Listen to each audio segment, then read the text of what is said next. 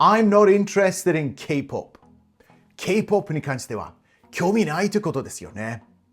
週1回ぐらいのペースでこのような発言がこの英会話教室で出てきます。多分ね、日本人の感覚からすると特に違和感がないでしょうけど、それがポイントなんです。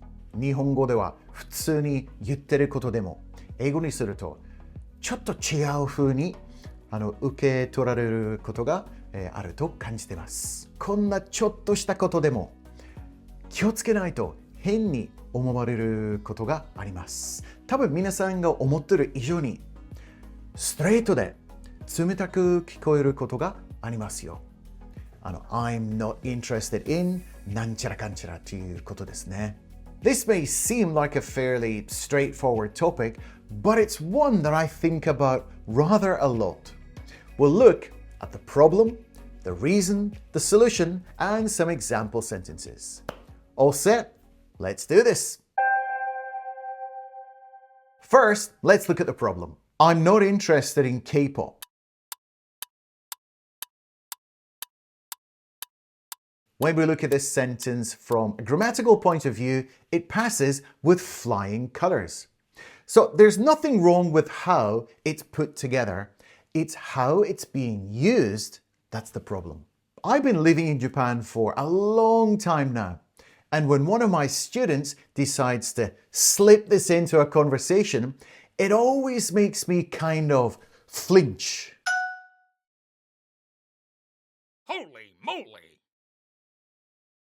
So why do I flinch? You know what? I don't know myself. So that's why I wanted to investigate this topic. I want to share with you some very subtle innuendos that are hardly ever talked about. Hey there, John. Scott, how are things with you? Can't complain. How about you? Same old, same old. Did you see there's a new bakery that opened on the high street?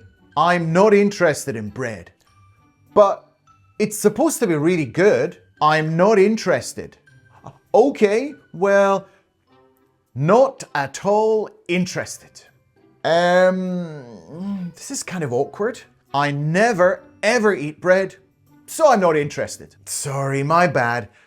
I was just trying to have a conversation. Don't want to talk about bread. So as I said before, there's no problem with the grammar. It's the way it sounds that's the problem.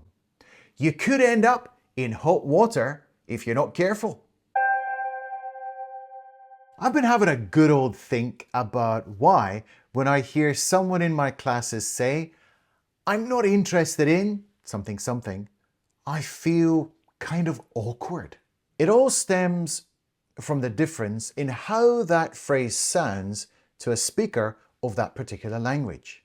If you said you were not interested in something in Japanese, the person you're talking to probably wouldn't even bat an eyelid.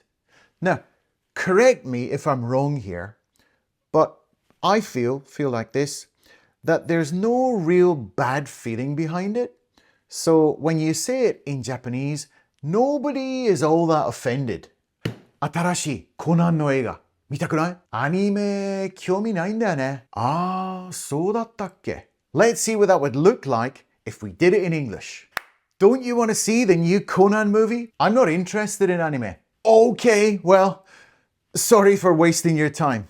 In English, when we use the phrase, I'm not interested, it sounds like you're kind of upset, and it may even go as far as making you appear angry with the person. We often use the phrase, I'm not interested, when we're asked to do something that we don't want to do. It's surrounded by negativity. For instance, a door-to-door salesman or a telephone sales call. In that case, we would say, sorry, I'm not interested, just like you would in Japanese. Although, come to think of it, maybe you wouldn't be quite so direct when you're speaking in Japanese to a person you're meeting for the first time. Maybe you would say something more along the lines of 間に合ってます or 結構です that kind of thing. Would you like to buy some solar panels? Sorry, I'm not interested. Another case we often hear it is when someone is asking a person out on a date or some kind of romantic thing.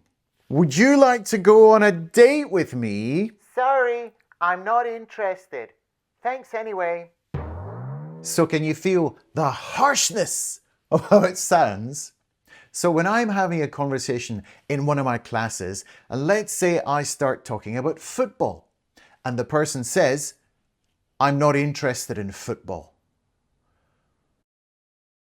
I would never say that kind of thing. It sounds incredibly rude in English.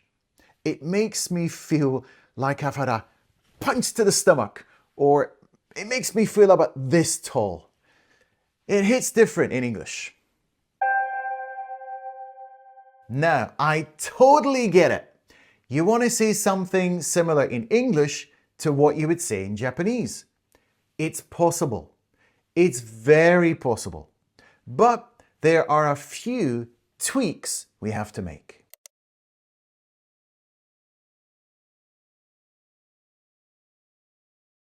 So what kind of tweaks do we have to make?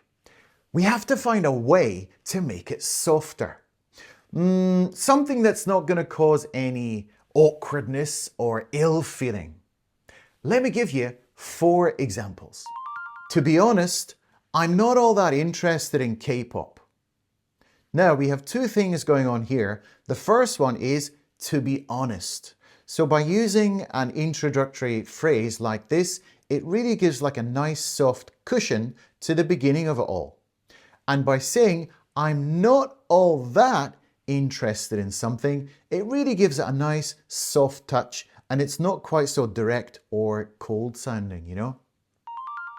Actually, I'm not a big fan of K-pop. Again, we're adding a little cushion at the beginning, actually, which helps to soften things up. And by saying, I'm not a big fan of, sounds like you don't absolutely hate them, you're not completely disinterested, but it just sounds much softer than saying that you're not interested in something. Also, you can add really to give it an extra layer of softness. Actually, I'm not really a big fan of K-pop.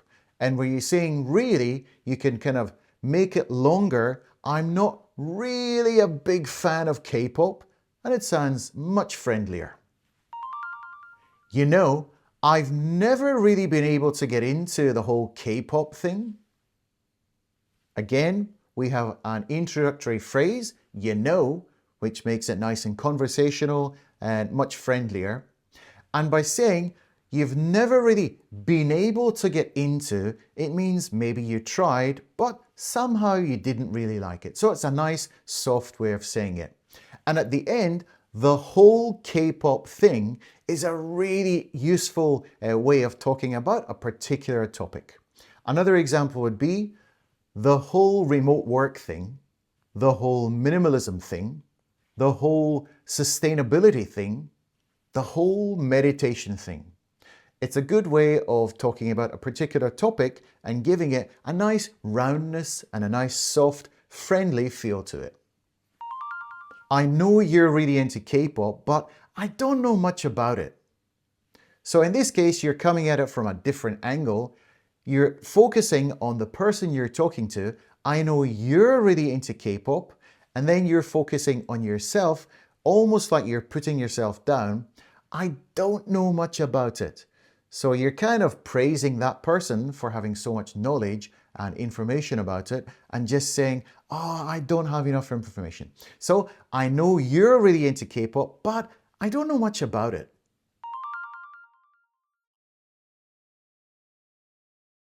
Using phrases like those sounds so much friendlier than the one we had at the start.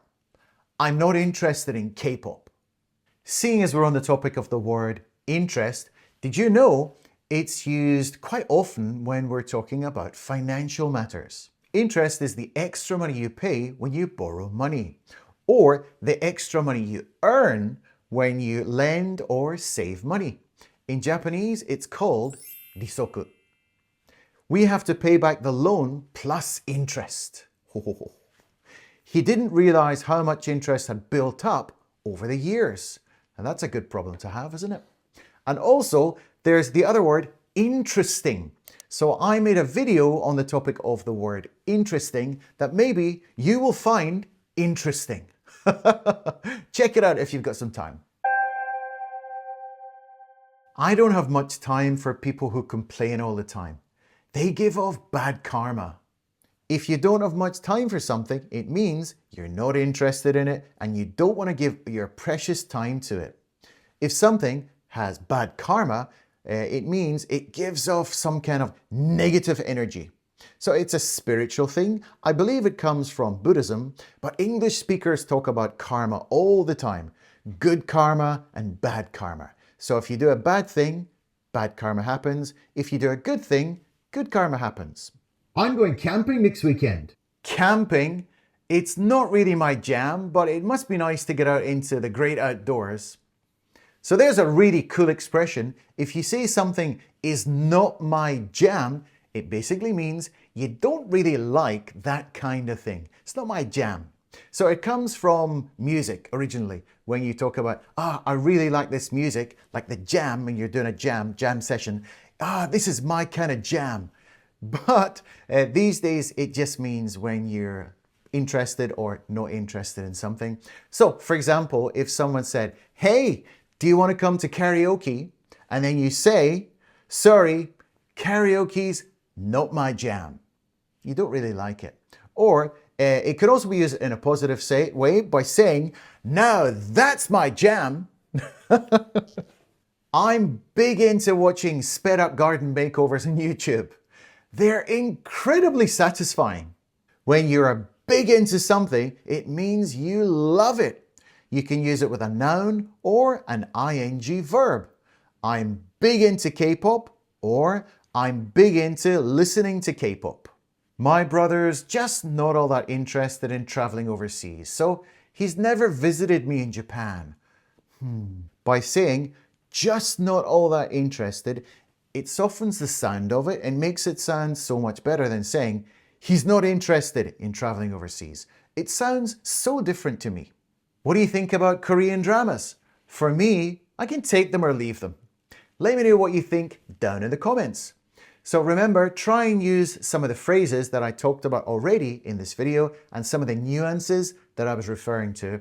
So just remember the key point that I want you to take home from this entire video is just saying, I'm not interested in something can just sound a little bit too strong and a little bit too harsh in English.